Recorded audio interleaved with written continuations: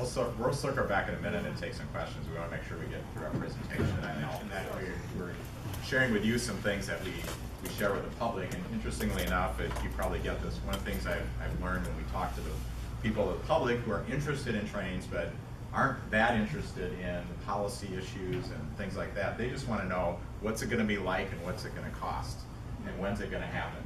Some of those are easier to answer than others, but we do always include in our presentation as much as we can about what might the fares be, but be very careful to say we don't know yet, but they will be competitive and you will find it something that is affordable. But we do talk about that there'll be frequent trains and competitive times. One of the things about the old 400 was it ran once a day. And if you didn't take it when it went, you didn't take one. And here we're talking about multiple frequencies. Then we are talking about the aspects that make business people, leisure travelers interested, such as comfortable seating, large windows, you can have Wi-Fi, use your computer, you can grab a snack, you can avoid the congestion on I-94, and if you're traveling for leisure, you'll take advantage of that. So that a trip to the Twin Cities, and many of us have taken it, it looks like this if you go in during rush hour, you'd be doing this instead. Your family would be able to take the train. Picture at the upper left is from the 1940s, stopping in Menominee, stout students leaving for spring break. The one in the lower right happens every day. Places like Champaign, Illinois, where they have passenger rail service and a competitive advantage of some of those communities with universities that they can take the train there. Leisure travelers taking your bike to enjoy our bike trails in Wisconsin, enjoying the scenery. And even if you're not on the route, we have a University of River Falls, and a logical thing would be to do what California does, and then have bus connections between the rail route and many of the destinations that aren't right on the train. So we do think in the future we'll be able to have signs up in Clarion, Menominee, and Hudson, maybe Baldwin, that says go by train, and you'll be able to do it. Unfortunately, our train station is gone, so we won't be able to put it on our train station like they did in Portland. But actually, the late Owen Ayers and Bill Anderson, one of our members who's an architect, actually developed a potential site plan for a station in Eau Claire that emulates the old station's look, but has modern amenities and bus connections. And that we do see examples of where things have changed. This is something we did on our Facebook page. We had linked a picture from a group in New Mexico. They showed side by side, this is Santa Fe, New Mexico 12 years ago. This is Santa Fe, New Mexico today, where they've added passenger rail service. And interesting, when we posted this and tagged them, then they added a post and said, yeah, by the way, we also have movie theater, restaurants, a brewery, retail shops, farmers market, art galleries that have developed around the station. So you see development can happen in a place that rail passenger service is effectively dormant. So at this point, we invite people to get involved. We do have a website. There is a button up on the upper right. You can join us. Membership is just $10 a year if you want to stay involved. We also have a Facebook page where we do quite often post news stories, not only locally, but to let you know what's happening around the country. And then we do meet on the third Thursday almost every month at 7:30 in the morning at the CBTC campuses in Eau Claire and River Falls, and we use some distance learning technology so that we can tie in people in both the campuses and be part of that meeting.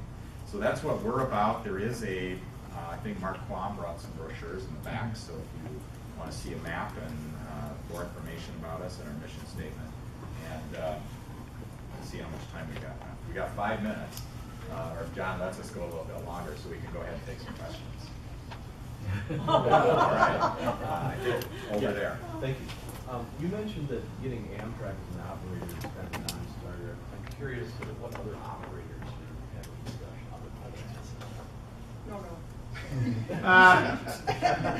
Yeah, we're interested in all Ed of Ellis and Iowa Pacific. Yeah, Ed Ellis is one. There are at least 5 different private operators in commuter and intercity operators.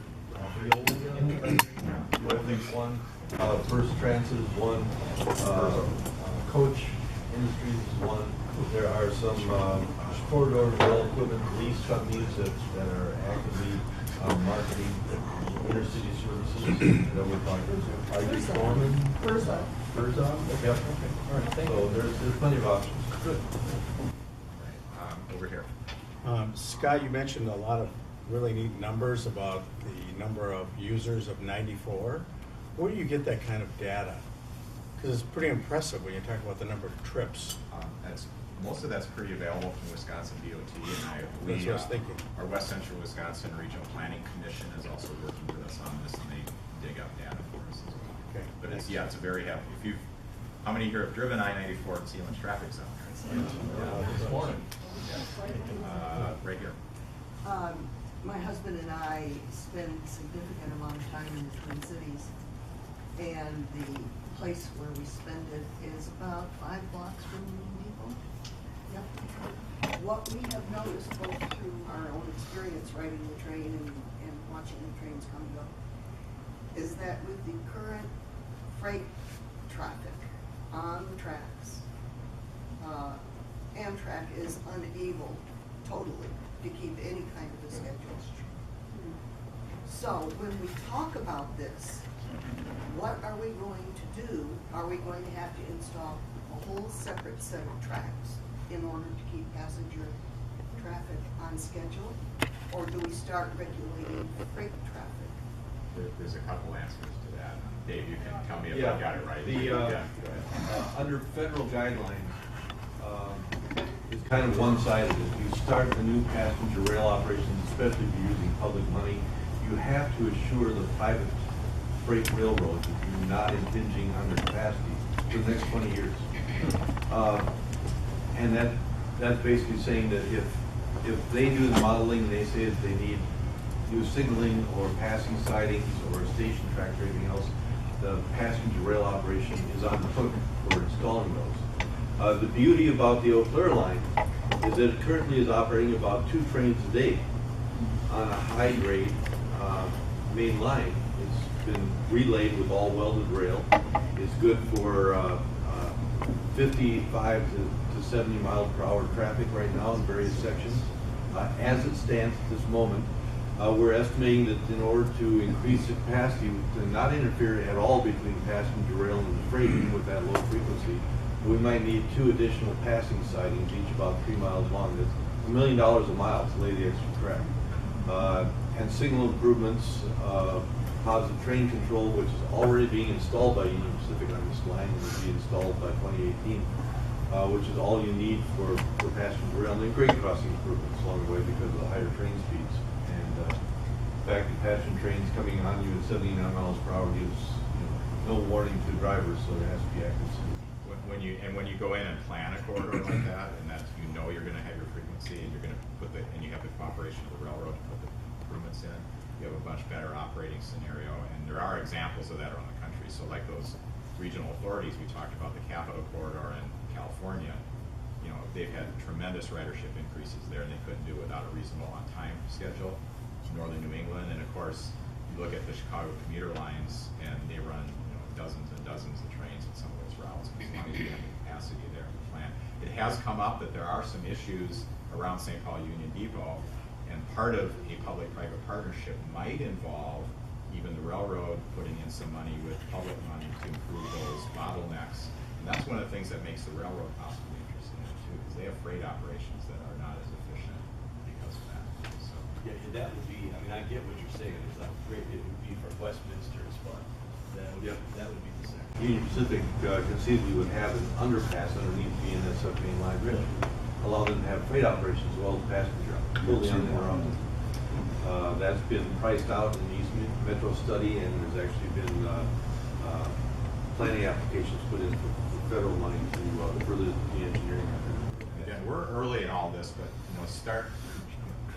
you'd have to be from Eau Claire to understand the Confluence project, but we just did a very complex public-private partnership where we're taking $15 million of state money and another similar amount of public money and leveraging it with donations and private investment to get a $70 million project. And so that's the kind of thing you're talking about here, not the same example.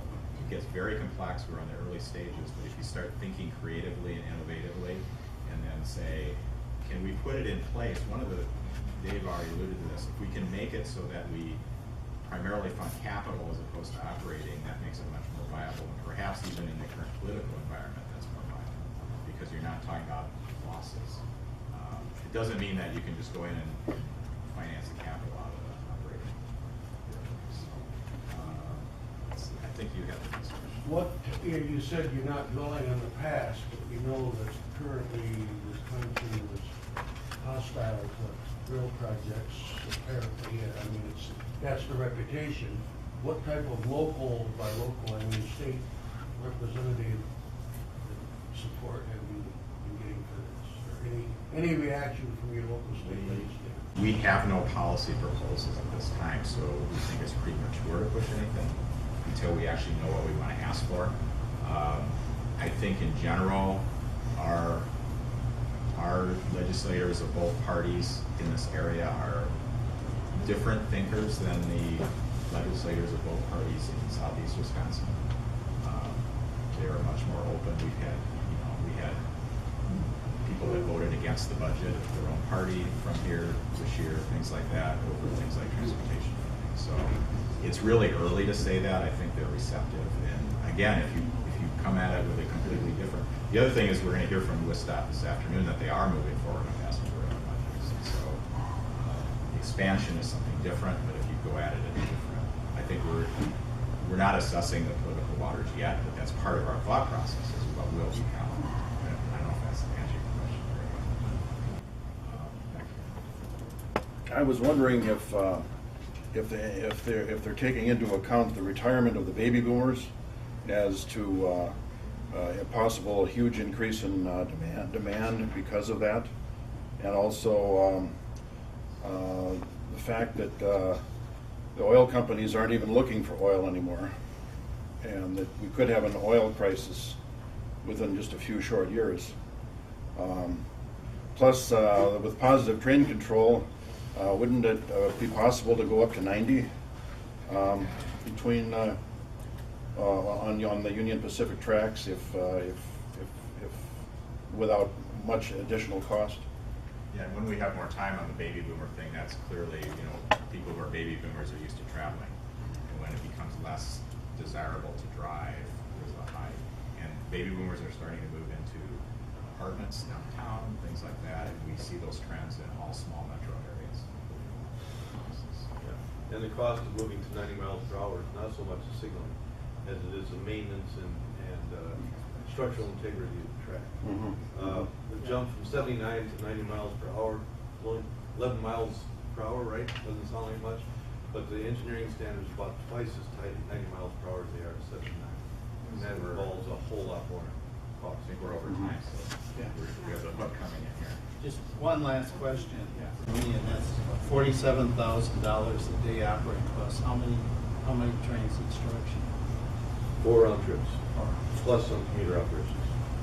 And again, all of those kinds of things are kind of back of the envelope numbers right now because we're Let's thank our speakers.